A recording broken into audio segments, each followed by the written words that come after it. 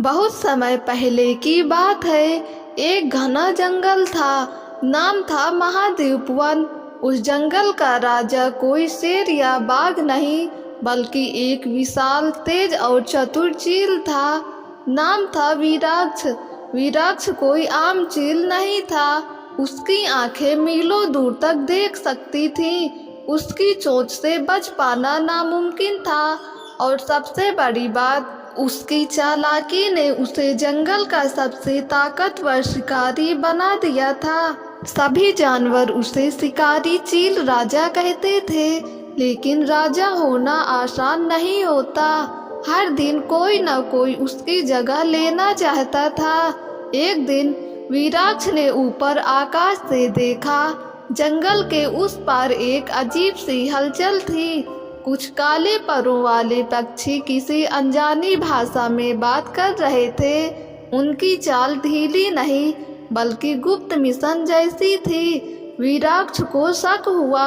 वो चुपचाप उड़कर पास गया, पेड़ों के पीछे से देखा, और जो सुना उसके होश उड़ गए। वे पक्षी किसी अंधेरी ताकत की बात कर रहे थे। एक रहस्यमय काला तूफान जो जंगल पर राज करना चाहता था। अगले ही दिन जंगल में अजीब घटनाएं होने लगी। झील का पानी काला हो गया, जानवर बीमार पड़ने लगे। रात में एक अजीब सी गूंज सुनाई देती, जैसे कोई पुकार रहा हो।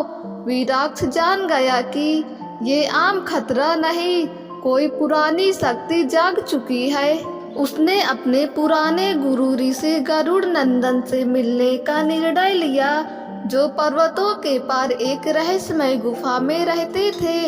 गुरु गरुड़ नंदन ने कहा, ये शक्ति काल चक्र है। ये वही ताकत है जो 1000 साल पहले पूरे जंगल को खा गई थी, और इसे सिर्फ एक ही शक्ति रोक सकती है, आकाश मंत्र। लेकिन वो मंत्र वीराक्ष को अपने खून से लिखना होगा। वीराक्ष ने फैसला कर लिया था, चाहे कुछ भी हो, जंगल की रक्षा करेगा। उसने जंगल के सभी पक्षियों और जानवरों को इकट्ठा किया, उन्हें तैयार किया, सिखाया। और फिर आई वो रात जब काला तूफान जंगल में घुसा। आसमान काले बादलों से भर गया, बिजली गिरी, हवाएं चीखने लगी, और सामने आया वो जो वर्षों से छिपा था। एक काल पक्षी जो हवा में उड़ता नहीं, अंधकार में तैरता था।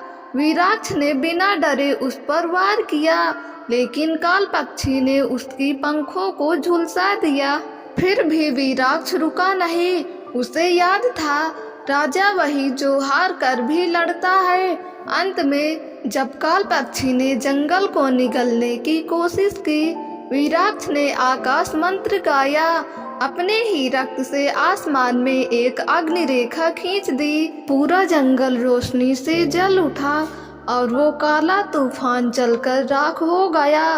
वीराक्ष लड़ाई में बुरी तरह घायल हो गया। उसकी आंखें धुंधली थी, लेकिन जब उसने देखा कि जंगल फिर से हरा भरा हो गया है, पक्षी चहचहा रहे हैं और बच्चे खेल रहे हैं, तो उसके होठों पर एक मुस्कान आई। अंत में उसने अपने सिंहासन का ताज उतारा और कहा, एक राजा की पहचान उसकी ताकत नहीं, उसकी कुर्बानी होती है। और वो उड़ गया, कहीं बहुत दूर, शायद किसी और जंगल की रक्षा करने। आज भी जब रात गहरी होती है और आंधी चलती है, जंगल के बच्चे अपनी माँ से पूछते हैं, माँ, क्या शिकारी चील राजा फिर लौटेगा? और माँ कहती है, वो वही है, आसमान के उस कोने में, जहाँ से हर खतरे पर नजर रखती है। दोस्तों, अगर आपको ये कहानी पसंद आई हो तो हमारे YouTube चैनल को सब्सक्राइब करके बेल आइकन को क्लिक कर दें, ताकि वीडियो का नोटिफिकेशन सबसे पहले आप तक पहुँचे।